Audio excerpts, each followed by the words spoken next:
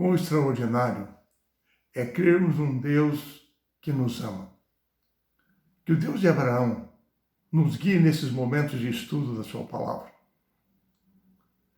Em Gênesis capítulo 12, nós estudamos como Deus fez um chamado a Abraão para que ele saísse de Ur dos Caldeus e se dirigisse a uma terra que o Senhor lhe mostraria. Pela fé, Abraão partiu sem saber para onde ia. O Senhor faria dele uma grande nação. Em Gênesis 15, nós encontramos o relatório do momento, quando Deus formalizou a sua aliança com Abraão. Ele apareceu-lhe, agora já em Canaã. Ele disse: não temas. E lembrou-lhe o motivo do seu chamado em Ur. Porém, Abraão, naquele momento, questionou o Senhor: Senhor Deus, que me darás se eu continuo sem filhos? E o herdeiro da minha casa é o Damasceno Eliezer. A resposta do Senhor tranquilizou Abraão. E Deus lhe disse: não será este teu herdeiro, mas aquele que será gerado de ti será o teu herdeiro. Olha, Abraão, para as estrelas dos céus, conte-as se for possível. Assim será a tua descendência. Abraão compreendeu que o cumprimento das promessas de Deus não dependiam dele, dos seus méritos, da sua justiça. Dependiam da justiça, dos recursos de Deus. Como ele creu no Senhor, a Escritura diz, ele creu no Senhor e isso lhe foi imputado para a justiça. Na cultura do Antigo Egito, o juízo divino dependia da contagem de obras de justiça de uma pessoa, em comparação com a deusa Mate, a deusa que representava a justiça divina.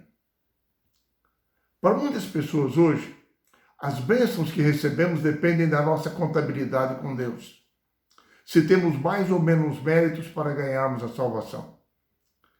Assim é que para que Abraão pudesse ter claro que era a justiça de Deus que proporcionaria o seu futuro, Deus preparou uma cerimônia de sacrifício para Abraão realizar, simbolizando a morte de Cristo pelos nossos pecados.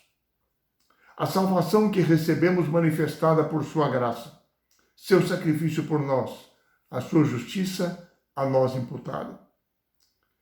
E o Senhor concluiu toda aquela cerimônia de sacrifício de animais com uma manifestação extraordinária de sua presença, como que através de uma tocha de fogo passando entre os pedaços do sacrifício, simbolizando o seu compromisso em cumprir a sua aliança com Abraão.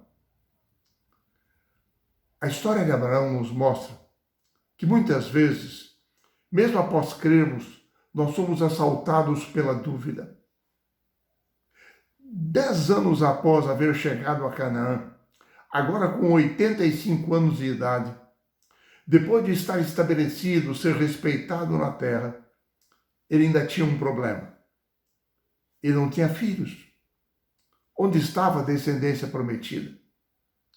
Assaltados pela dúvida, sem que Sara tivesse esperança de ter filhos, ela teve uma ideia e disse a Abraão: eis que o Senhor me tem impedido de dar à luz filhos.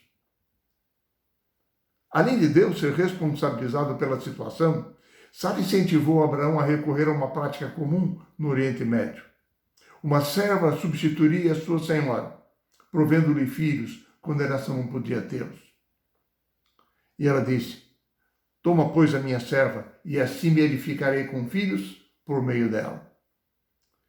A ausência divina é marcante nesse capítulo.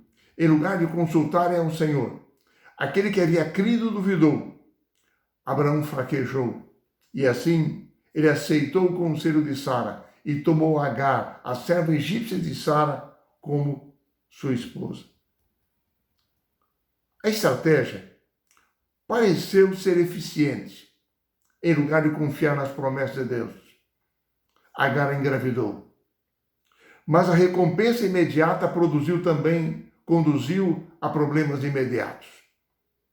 Após Agar ter engravidado, ela desprezou a sua senhora.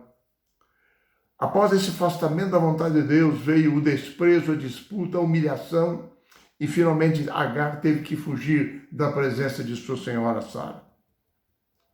Em sua misericórdia, Deus que tudo observa e nos acompanha mesmo quando nós tentamos agir sem Ele. O Senhor apareceu a Agar após ela sair da casa de Abraão e anunciou-lhe que nasceria Ismael, cujo nome significa Deus ouve. Paulo utilizou nas suas cartas no Novo Testamento a história de Agar e Sara para ilustrar a diferença entre a salvação pelas obras e pela fé. Após o nascimento de Isaque, Deus permaneceu em silêncio durante 13 longos anos, para que Abraão pudesse colher os frutos da sua dúvida da promessa de Deus. Quando Abraão já estava com 99 anos, o Senhor se reconectou com ele. Ele disse: eu sou o Deus Todo-Poderoso. Lembrou-lhe a aliança que havia feito com ele no passado.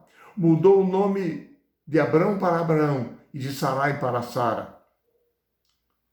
E fez com ele uma aliança. Segundo as cartas do apóstolo São Paulo no Novo Testamento, a aliança de Deus com Abraão foi o plano de Deus para executar o seu concerto eterno de salvação da humanidade. Foi o modo de Deus cumprir a sua promessa feita a Adão e Eva lá no Jardim do Éden, quando eles pecaram.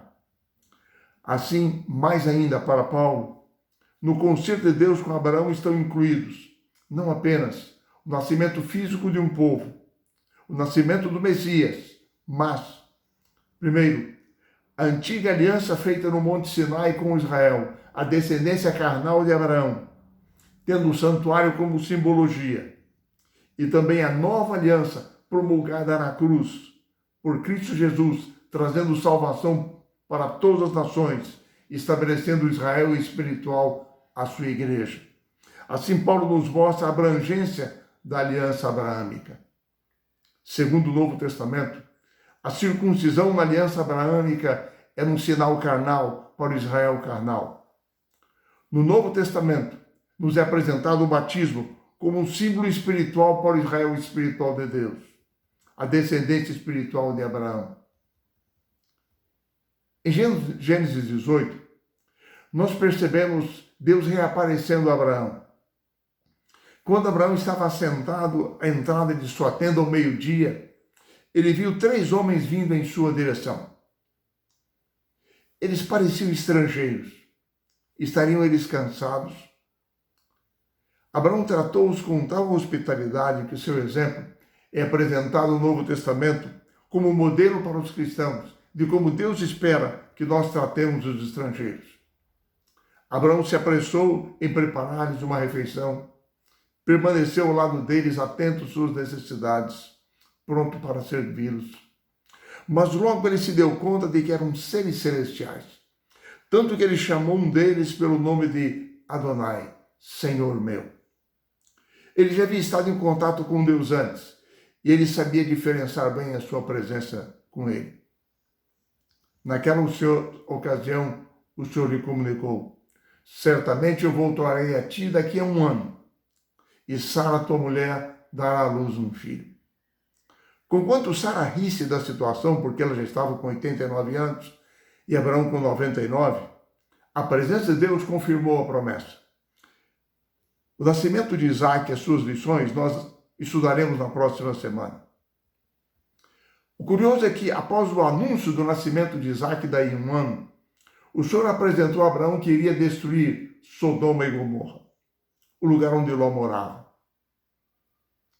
Mesmo impressionado com as boas novas da chegada do seu filho, Abraão se preocupou com o destino de Ló e da cidade de Sodoma.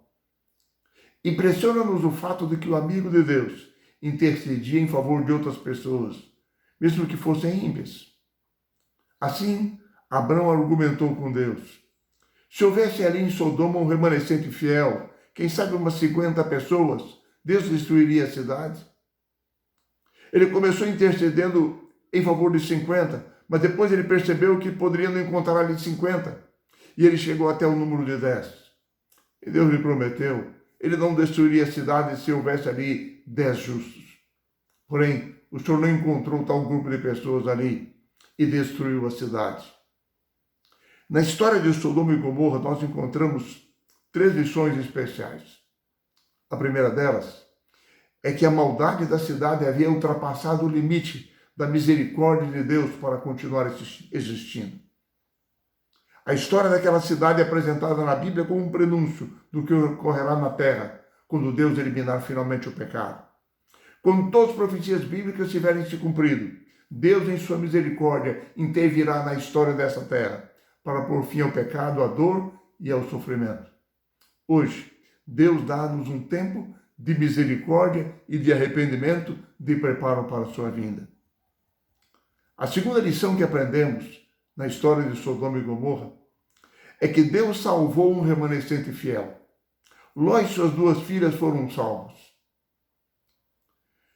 Deus ainda não destruiu esse mundo de pecado por causa dos seus filhos que aqui estão.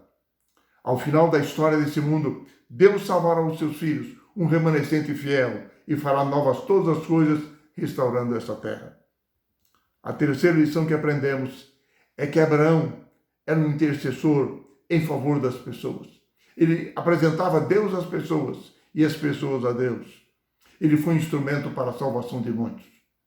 Enfim, a jornada da fé de Abraão ensina a mim e a você hoje que, assim como ocorre conosco, nós podemos ser tomados em momentos de crença e de dúvida em nossa jornada cristã.